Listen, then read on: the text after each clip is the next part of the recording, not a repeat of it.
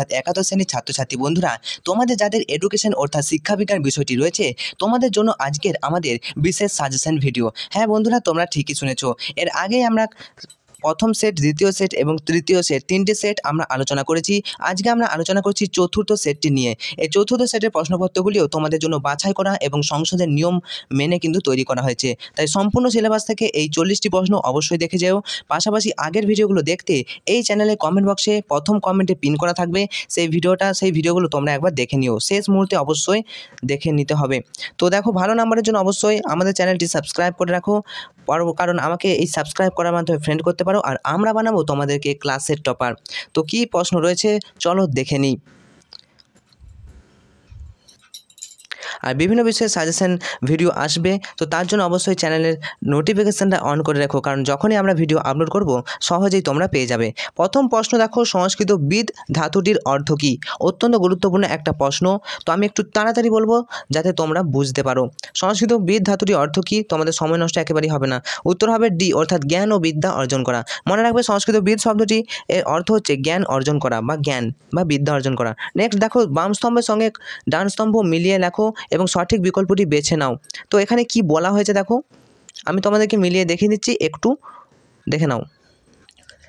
তো দেখো, প্রথমেই যে ভাববাদ রয়েছে, তো একের দাগে উত্তর হবে সি, আত্ম উপলব্ধি হলো শিক্ষা। তো ভাববাদ অনুযায়ী আত্ম উপলব্ধি হলো শিক্ষা। 2 নম্বর প্রশ্ন দেখো, বস্তুবাদ। বস্তুবাদ অনুযায়ী শিক্ষা হলো বস্তুনিষ্ঠ তথ্য তথা ব্যক্তি যা অর্জন করে। ওকে, তো এটা হলো 2 নম্বর, 2 এর সাথে হবে অপশন নাম্বার ডি। 3 নম্বর হবে প্রকৃতিবাদ। তো প্রকৃতিবাদ হবে এটাই যে শিশুকে তার নিজের প্রকৃতি অনুযায়ী সর্বাঙ্গীন বিকাশে সাহায্য করা হলো শিক্ষা। তো প্রকৃতির সাথে তো প্রকৃতি সম্পর্কিত থাকবেই। 4 নম্বর যেটা হচ্ছে প্রয়োগবাদ। এই প্রয়োগবাদ কথার অর্থ হচ্ছে শিশুকে পরিবর্তনশীল পরিবেশের সঙ্গে সার্থক অভিযোজনে প্রয়োগ করা বা সমর্থ করা। তো এটাই হবে প্রয়োগবাদ। তো 4টে অপশানের উত্তর আমরা দেখে নিলাম। তাহলে এর উত্তরটা হবে 2 এর দাগের উত্তর হয়ে যাবে অপশন নাম্বার সি। চলো দেখে নাও উত্তর। এখানে তোমাদের এরকম ফরম্যাট থাকবে, তো তোমরা সঠিকভাবে কিন্তু করবে। Option number C is the correct answer. Next চলো 3 নম্বর প্রশ্ন, সংকীর্ণ হতে শিক্ষা হলো একটি ড্যাশ প্রক্রিয়া। প্রত্যেকটা আমরা যে সেট করাচ্ছি, তো এই কোশ্চেনটা অনেকটাই কমন আসছে। সংকীর্ণ হতে শিক্ষা কীরকম প্রক্রিয়া? সংকীর্ণ হতে শিক্ষা, এটা মনে রাখবে, এটি হচ্ছে স্মৃতি নির্ভর প্রক্রিয়া, স্মৃতি নির্ভর। তো সংকীর্ণ হতে শিক্ষা এর অর্থ কী? সংকীর্ণ হতে শিক্ষার যে ব্যাপক অর্থে শিক্ষা, এগুলো একটু দেখে যাবে। তো সংকীর্ণ হতে শিক্ষা এটা অবশ্যই স্মৃতি নির্ভর প্রক্রিয়া। নেক্সট চলে আসবো, শিক্ষা হলো অন্তর্নিহিত সত্তার পরিপূর্ণ বিকাশ। এটা তোমাদের পুরনো সিলেবাসেও ছিল, এই সিলেবাসেও রয়েছে, অত্যন্ত গুরুত্বপূর্ণ এটা। তো মনে রাখবে, শিক্ষা হলো অন্তর্নিহিত সত্তার পরিপূর্ণ বিকাশ, কথাটি বলেছে স্বামী বিবেকানন্দ। ওকে, নেক্সট চলে আসবো, লক্ষ্যকে সামনে রেখে কাজ করায় বুদ্ধিমানের কাজ, উক্তিটি কে বলেছেন? লক্ষ্যকে সামনে রেখে কাজ করায় বুদ্ধিমানের কাজ, উক্তিটি বলেছেন জন ডিউই। মনে রাখবে, 5 দাগের উত্তর হবে এ, অপশন নাম্বার এ। 6 নম্বর প্রশ্ন, স্পার্টায় শিক্ষার অগ্রাধিকার পেত কিসের? স্পার্টায় শিক্ষার অগ্রাধিকার পেত কিসের কল্যাণ? এটা হবে অবশ্যই সমাজের কল্যাণ, অর্থাৎ অপশন নাম্বার ডি। নেক্সট প্রশ্ন, প্রাচীন ভারতের শিক্ষার লক্ষ্য কী? এটা অত্যন্ত গুরুত্বপূর্ণ। প্রাচীন ভারতের শিক্ষার লক্ষ্য, আধুনিক ভারতের শিক্ষার লক্ষ্য কী? তো প্রাচীন ভারতের শিক্ষার লক্ষ্য কী ছিল জানো? মোক্ষ লাভ করা, অর্থাৎ option number C is the correct answer. প্রাচীন ভারতে শিক্ষা নেওয়া হতো শুধুমাত্র মোক্ষ লাভ করার জন্য, মোক্ষ মানে মুক্তি। 8 নম্বর প্রশ্ন দেখো, বিবৃতি ও কারণের ভিত্তিতে সঠিক বিকল্পটি বেছে নাও। প্রথমে দেখো, তোমাদের এরকম টাইপের প্রশ্ন আসবে, বিবৃতি এবং কারণ। তো বিবৃতি কি? যে শিক্ষককে শিক্ষার উপাদান বলা হয়, এটা তো অবশ্যই সত্য। এরপর দেখো বলছে তিনি শিক্ষার্থীর কাছে বন্ধু, দার্শনিক এবং পথপ্রদর্শক হয়ে থাকেন। তো এটাও কিন্তু ঠিক। তো এখানে 4টে অপশনের মধ্যে কোনটা হতে পারে বলো? তো তোমরা 40টার মধ্যে কতগুলো পারছো? তো অবশ্যই দেখো। তো 8 দাগের উত্তর হয়ে যাবে অপশন এ, অর্থাৎ এ এবং আর উভয় ঠিক, এবং আর এর সঠিক কারণ একদম ঠিক। তো শিক্ষকের শিক্ষার উপাদান বলা হয় এই কারণে যে শিক্ষার্থীর কাছে তিনি বন্ধু, দার্শনিক, পথপ্রদর্শক, অর্থাৎ পথ দেখান, কাছে বন্ধুর মতো সাহায্য করেন, এভাবে। তো 8 নম্বর প্রশ্নের সঠিক উত্তর হয়ে যাবে অপশন নাম্বার এ। 9 নম্বর প্রশ্ন চলে আসবো। 9 নম্বর প্রশ্ন দেখো, কারিকুলাম শব্দটি এসেছে ড্যাশ শব্দ থেকে, অত্যন্ত গুরুত্বপূর্ণ একটা শব্দ এবং প্রশ্ন, অত্যন্ত গুরুত্বপূর্ণ প্রশ্ন, মনে রাখবে, ক্রুয়ার থেকে, অর্থাৎ option number B is the correct answer. Next চলে আসবো, মানুষের কোষে ক্রোমোজোম সংখ্যা কয়টি? মনে রাখবে, মানুষের কোষে ক্রোমোজোমের সংখ্যা থাকে 23 জোড়া, 23 জোড়া, অর্থাৎ 46টি। 46 জোড়া করলে কিন্তু হবে না, 23 জোড়া, 23 জোড়া। নেক্সট 10 নম্বর প্রশ্ন। এরপর চলে আসবো চলো 11 নম্বর প্রশ্নে। তো ভিডিওটা দেখতে দেখতেই তোমার বন্ধুদেরকে ভিডিওটা কিন্তু একটু শেয়ার করে দিও, কারণ এই ভিডিওটা তোমার বন্ধুরা যদি পেয়ে যায় তাহলে তোমাদের নাম্বার কমে যাবে, এমনটা কিন্তু ভুল। তো অবশ্যই সবাইকে সাহায্য করো, তাহলে তোমরাও কিন্তু এগিয়ে যেতে পারবে। তো জাস্ট একটু শেয়ার করে দাও তোমার বন্ধুদের সাথেও। দেখো নেক্সট প্রশ্ন, কোন প্রকার শিক্ষায় মূল্যায়ন ব্যবস্থা থাকে না? 11 নম্বর প্রশ্ন যেটা বললাম যে কোন প্রকার শিক্ষায় মূল্যায়ন ব্যবস্থা থাকে না, কোন প্রকার শিক্ষায় মূল্যায়ন ব্যবস্থা থাকে না, এটা হচ্ছে অনিয়ন্ত্রিত শিক্ষা ব্যবস্থা। এটা মনে রাখবে, নিয়ন্ত্রিত অনিয়ন্ত্রিত থেকে পরীক্ষা তো আসবেই। আচ্ছা, অনিয়ন্ত্রিত শিক্ষা ব্যবস্থায় কোনো মূল্যায়ন থাকে না। অনিয়ন্ত্রিত মানে পরিবার ভিত্তিক শিক্ষা, যেগুলো আমরা পরিবার থেকে শিখি, এগুলো হচ্ছে অনিয়ন্ত্রিত শিক্ষা। আর নিয়ন্ত্রিত শিক্ষাটা আমি তোমাদেরকে বলে দিই, নিয়ন্ত্রিত শিক্ষা হলো সেই শিক্ষা যেটা হচ্ছে আমরা প্রথাগত, আমরা যেমন স্কুলে পড়ছি, এটা হচ্ছে একটা নিয়ন্ত্রিত, একটা নিয়মের মধ্য দিয়ে চলছে, তো এটা হচ্ছে নিয়ন্ত্রিত শিক্ষা। চলো 12 নম্বর প্রশ্ন আমরা চলে আসছি যে কোন শিক্ষা হচ্ছে সর্বাপেক্ষা প্রাচীন শিক্ষা? মনে রাখবে 12 দাগের একে দেখো, ড্যাশ শিক্ষা হলো সর্বাপেক্ষা প্রাচীন শিক্ষা। 2 নম্বর বলছে একমাত্র ড্যাশ শিক্ষা পরিচালিত হয় শিক্ষালয়ের মাধ্যমে। 3 নম্বর বলছে যে ড্যাশ শিক্ষায় বিদ্যালয়ে ছুট শিক্ষার্থীকে পুনরায় শিক্ষার ব্যবস্থা করা হয়। তো এখানে দেখো 4টে অপশন তোমরা দেখতে পাচ্ছ, এরকম প্রশ্ন তোমাদের দিয়েছে, তো এরকম প্রশ্ন আসার চান্স কিন্তু থাকতে পারে। তো কি হবে বলো? 12 থেকে ডি এরটা আনসার হবে, অর্থাৎ অপশন নাম্বার ডি। প্রথমে হচ্ছে অনিয়ন্ত্রিত শিক্ষা হচ্ছে সর্বাপেক্ষা প্রাচীন শিক্ষা। 2 নম্বর হচ্ছে প্রথাগত শিক্ষায় একমাত্র প্রথাগত শিক্ষা পরিচালিত হয় শিক্ষালয়ের মাধ্যমে। আর প্রথা মুক্ত শিক্ষায় বিদ্যালয়ে ছুট শিক্ষার্থীকে পুনরায় শিক্ষার ব্যবস্থা করা হয়। চলো নেক্সট 13 নম্বর প্রশ্ন, কেস স্টাডি করে সঠিক বিকল্পটি বেছে নাও। প্রথমে কি বলেছে, কলকাতার একটি নামকরা বেসরকারি স্কুলে ভর্তি হতে গেলে বিভিন্ন রকমের নিয়ম এর কড়াকড়ি থাকায় অনেক শিক্ষার্থী ইচ্ছা থাকলেও ভর্তি হতে পারছে না। তো এই বিদ্যালয়টির প্রকৃতি কীরূপ? তো অবশ্যই এটা কি, এটা একটা প্রথাগত শিক্ষা, মানে সবাই যেখানে ভর্তি হতে পারছে না, একটা নিয়ম থাকছে। তো অবশ্যই অপশন নাম্বার কী হবে? তো 13 দাগের প্রশ্নটা কী হয়ে যাবে? অপশন নাম্বার এ, অর্থাৎ প্রথাগত শিক্ষা, তার জন্য তো ভর্তি হতে পারছে না। চলো নেক্সট 14 নম্বর প্রশ্ন, school is a simplified, purified and better balance society. তো উক্তিটি কার? 14 নম্বর প্রশ্নের সঠিক উত্তর হবে জন ডিউয়ের উক্তি। School is a simplified, purified and better balanced society, উক্তিটি জন ডিউয়ের। নেক্সট চলে আসবো 15 নম্বর প্রশ্ন। 15 নম্বর প্রশ্ন কী বলেছে দেখো, স্কুল শব্দটি কোন শব্দ থেকে এসেছে? স্কুল শব্দটি স্কুল SKHOLE এই শব্দ থেকে এসেছে, অর্থাৎ option number B is the correct answer. Next 16 নম্বর প্রশ্ন দেখো তাড়াতাড়ি,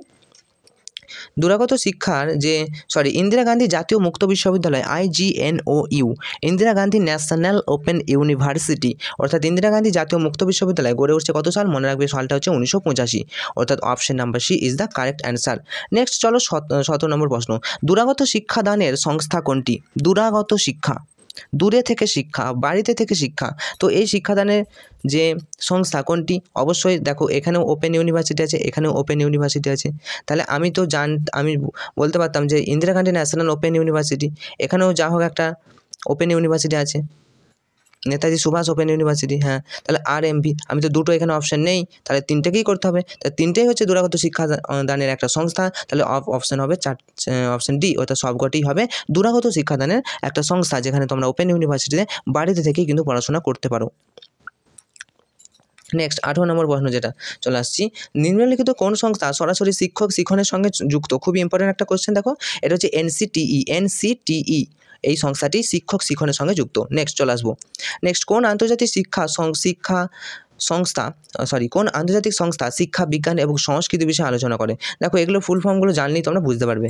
UNO, ইউনাইটেড নেশনস অর্গানাইজেশন, হ্যাঁ ইউনাইটেড নেশনস অর্গানাইজেশন। তো ইউনেস্কো কি? United nation educational scientific cultural organisation. দেখো এই নামটার মধ্যে আমরা প্রত্যেকটাই পাচ্ছি ইউনাইটেড নেশন এডুকেশন মানে শিক্ষা, সায়েন্স অর্থাৎ বিজ্ঞান, কালচার অর্থাৎ সংস্কৃতি অর্গানাইজেশন, তাহলে শিক্ষা, বিজ্ঞান, সংস্কৃতি কোনটাই পাচ্ছি? Option number B is the correct answer, UNESCO. আচ্ছা এগুলো দেখো AICTE, all India council of technical education, এটা একটা টেকনিক্যাল বৃত্তিমূলক শাখা, আর এটা হচ্ছে স্টেট, যাই হোক একটা স্টেট হবে, তো এটা আমার এই মুহূর্তে মনে নেই। তো 19 নম্বর প্রশ্ন যেটা বলছিলাম যে UNESCO is the correct answer, কারণ কি শিক্ষা, বিজ্ঞান এবং সংস্কৃতি তিনটে বিষয় নিয়ে আলোচনা করে। চলো নেক্সট চলে আসবো 20 নম্বর প্রশ্ন, কোন শিক্ষানীতিতে DIET এর গঠনের সুপারিশ করা হয়? DIET, তো এটা কি হয়ে যাবে? 20 নম্বর প্রশ্নের সঠিক উত্তর কী হবে? 20 নম্বর প্রশ্নের সঠিক উত্তর হবে জাতীয় শিক্ষানীতি 1986। মনে রাখবে কোনটি কত সালে, এই সালগুলো মনে রাখতে হবে। এগুলো তোমাদের অবশ্যই উচ্চ মাধ্যমিকে আছে, তবুও তোমরা এখন থেকে মনে রাখো। জাতীয় শিক্ষানীতি 1986, কোটার কমিশন 1964, জাতীয় শিক্ষানীতি তো 1986, আবার 1968তেও আছে, মুদালিয়া কমিশন 1952-53। তো আমরা যেটা জানবো যে এটা উত্তরটা হবে শুধু জাতীয় শিক্ষানীতি 1986। চলো এরপর 21 নম্বর প্রশ্ন চলে আসি, বাংলা দর্শন শব্দটি ড্যাশ ধাতু থেকে উৎপন্ন হয়েছে? কোন ধাতু থেকে বাংলা দর্শন শব্দটি উৎপন্ন হয়েছে বলো? অবশ্যই দৃশ ধাতু থেকে, অর্থাৎ option B is the correct answer. Next 22 নম্বর প্রশ্ন, ফিলোসফি শব্দের অর্থ কি? ফিলোসফি শব্দের অর্থ দেখো অবশ্যই জ্ঞানের প্রতি অনুরাগ বা প্রীতি, তাহলে option D is the correct answer. কারণ কি ফিলোসফি শব্দের অর্থ হচ্ছে জ্ঞানের প্রতি ভালোবাসা। তাহলে চলো 23 নম্বর প্রশ্নে আমরা চলে আসি। নেক্সট দেখো, সত্যের সন্ধান এবং সত্যের প্রত্যক্ষ উপলব্ধি হলো দর্শন, এই মতটি কে দেন? সত্যের সন্ধান এবং সত্যের প্রত্যক্ষ উপলব্ধি হলো দর্শন, এই মতটি দেন সক্রেটিস, অর্থাৎ অপশন নাম্বার বি। চলো 24 নম্বর প্রশ্ন চলে আসি, যে সত্য মিথ্যা সঠিক বিকল্পটি বেছে নাও।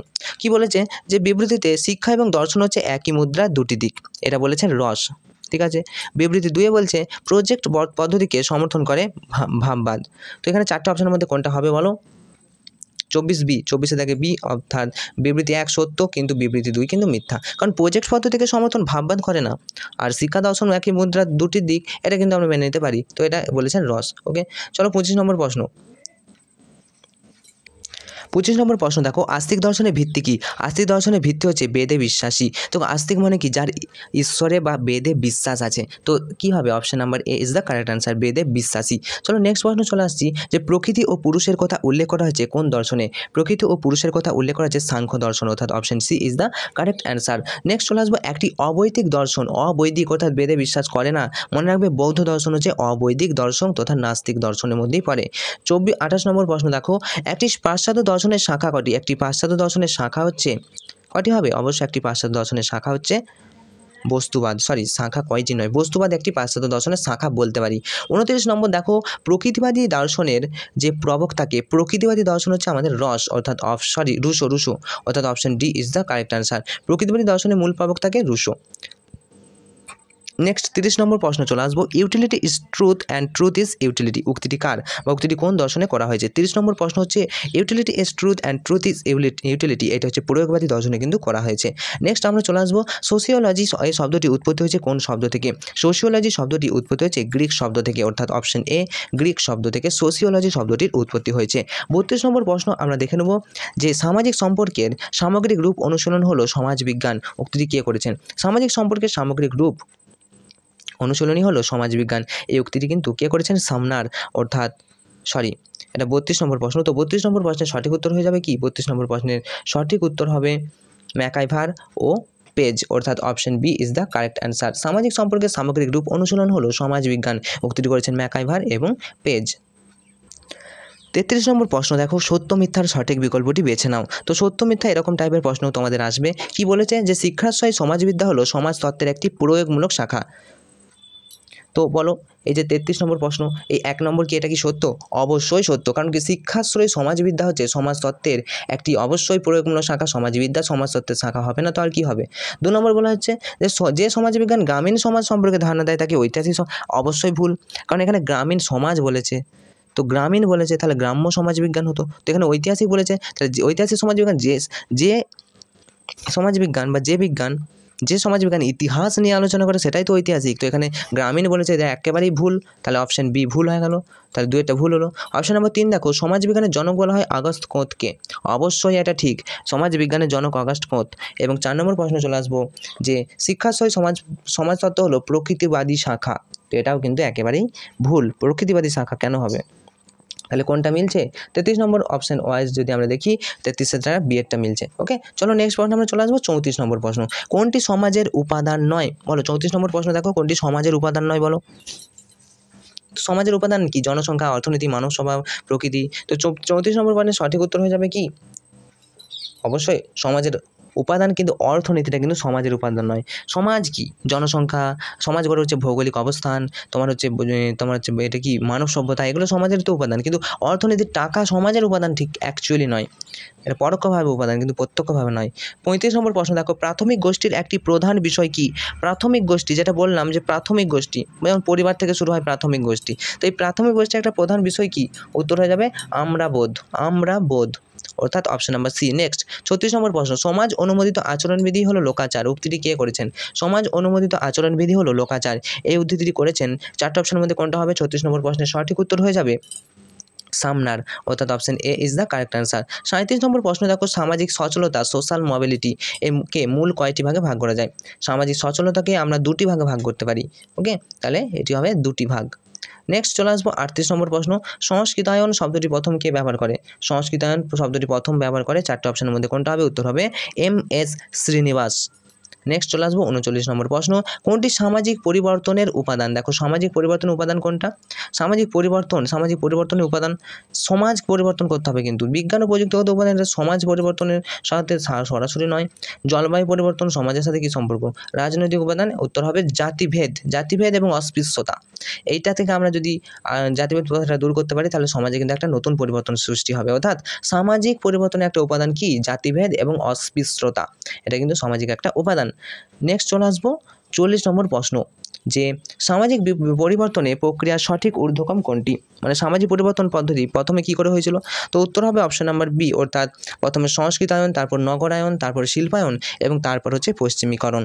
তো এই ছিল তোমাদের জন্য 40টি গুরুত্বপূর্ণ প্রশ্ন ও উত্তর তোমাদের সাথে আলোচনা করলাম। পরবর্তী যে সেট, এই আগের সেটগুলি তোমরা কিন্তু অবশ্যই দেখে নাও। আমাদের চ্যানেলে প্লেলিস্ট আছে, তোমাদের আলাদা করে একটা শিক্ষা বিজ্ঞানের প্লেলিস্ট আমরা বানিয়ে দিয়েছি, এডুকেশন। আর অবশ্যই বন্ধুদেরকে ভিডিওটা একটু শেয়ার করে দিও, কারণ তারাও যাতে অনেকটাই উপকৃত হয়।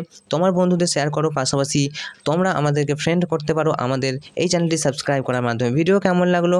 যদি একটু হেল্পফুল লেগে থাকে তাহলে অবশ্যই একটা লাইক করে দিও। আজকের মতো ভিডিওটা এখানে শেষ করছি। তোমাদের পরীক্ষা অত্যন্ত ভালো হবে এই শুভকামনা জানাই। Enjoy exam, all the best.